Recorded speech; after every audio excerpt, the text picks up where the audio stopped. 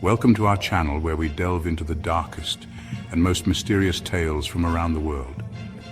The unknown lurks in the shadows, waiting to ensnare those brave or foolish enough to seek it out.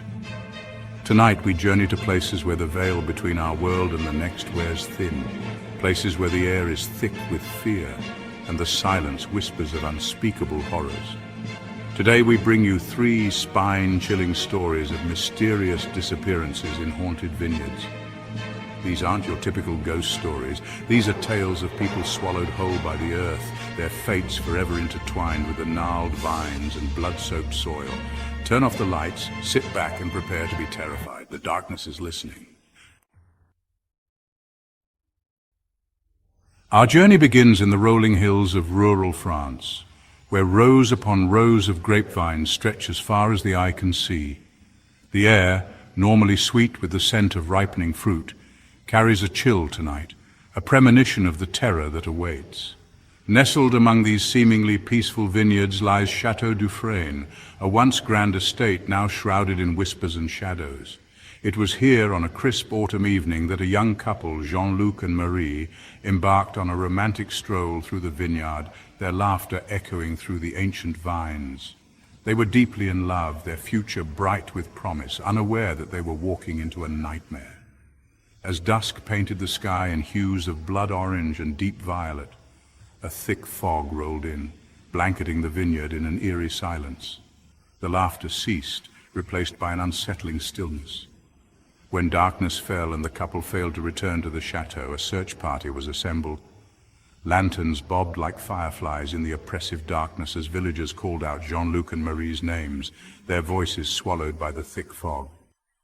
Hours turned into a night of frantic searching, but the couple had vanished without a trace. Days bled into weeks, then months, and still there was no sign of Jean-Luc and Marie. The authorities were baffled, the villagers terrified. Whispers of the vineyard's dark history began to surface, tales passed down through generations of a malevolent presence lurking among the vines. Locals spoke of a jealous vintner who, driven mad by a rival's success, had cursed the land centuries ago. They said he'd vowed that no grapes would ever flourish there again, and any who dared to profit from the vineyard would meet an untimely end. Some whispered of shadowy figures glimpsed through the fog, their eyes glowing with an unnatural light. Others told of disembodied laughter echoing through the vines, a chilling reminder of the vanished couple. Years later, the mystery remains unsolved. The vineyard stands as a silent testament to the tragedy, its vines heavy with the weight of unanswered questions. Some say that on foggy nights, if you listen closely, you can still hear Jean-Luc and Marie's laughter, a haunting melody carried on the wind, a chilling reminder of the darkness that lurks beneath the surface of this idyllic landscape.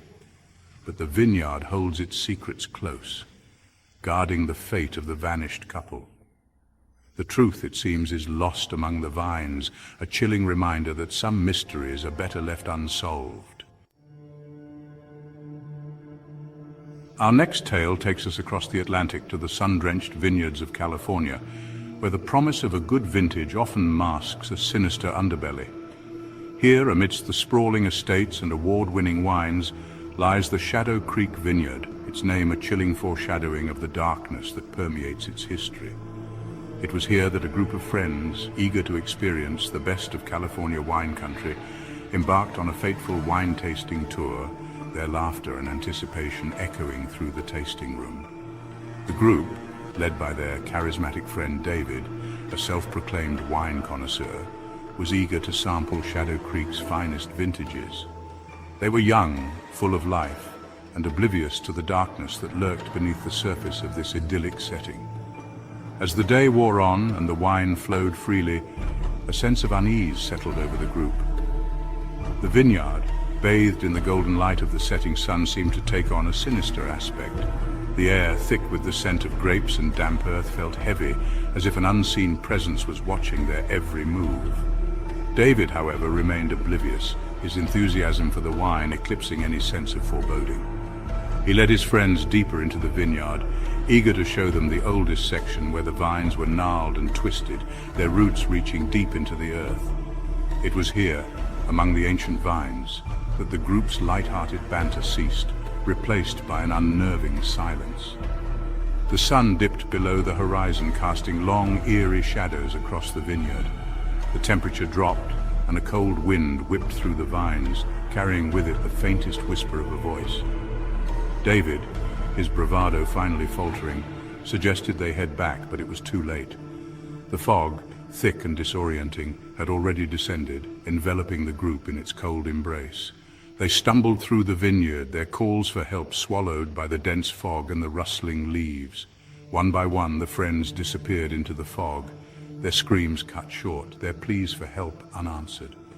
David, his laughter silenced, was the last to vanish, his desperate cries for help echoing through the vineyard long after the fog had cleared. The next morning, the vineyard was eerily silent. The group's belongings lay scattered among the vines, a testament to the horror that had unfolded the night before. The authorities were baffled, their investigation yielding no clues, no trace of the missing friends. Locals whispered of the vineyard's tragic past, of the spirits of former workers who had died under mysterious circumstances, their souls forever bound to the land. Some say the friends stumbled upon an ancient Indian burial ground, hidden deep within the vineyard, and angered the spirits with their presence. Others believe they were taken by the spirits of the vineyard's past, their souls trapped forever within the vines. Whatever the truth, the Shadow Creek vineyard remains a place of mystery and fear. Its soil stained with the blood of the lost wine tasters, a chilling reminder that some places are best left undisturbed. Chapter 3. The Disappearing Winemaker. Our tale takes us to the picturesque hills of Tuscany, Italy, where the air is thick with the scent of grapes and ancient secrets. Here lies the vineyard of Castello di Rossa, its beauty masking a dark history. For generations, the Castello di Rossa vineyard was renowned for its exquisite wines, crafted by the Rossi family, their legacy intertwined with the very soil of the region. But behind the charm lay a generations-old rivalry, a bitter feud fueled by envy and betrayal. At the heart of this tale was Marco Rossi, the latest master winemaker. Marco was driven by passion, dedicated to upholding his family's legacy. But Marco harbored a secret fear that he would be the last of his line, that the Rossi name would die with him. This fear was fueled by whispers of a curse over the Rossi family. It was said that Marco's great-grandfather had made a powerful enemy, a rival winemaker driven mad with envy. Consumed by bitterness, the rival had cursed the Rossi family. The curse cast a long shadow over the Rossi family for generations. Marco, desperate to break the curse, became consumed by his work, pouring every ounce of his being into the vineyard. He toiled day and night, neglecting his health. His obsession blinded him to the danger lurking in the shadows. Then, one crisp autumn evening, Marco vanished without a trace. He was last seen inspecting the fermentation tanks, his face illuminated by candlelight, a look of grim determination. When morning light bathed the vineyard, Marco was gone.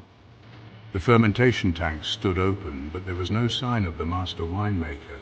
Searches were conducted, inquiries made, but Marco Rossi had vanished, swallowed by the vineyard.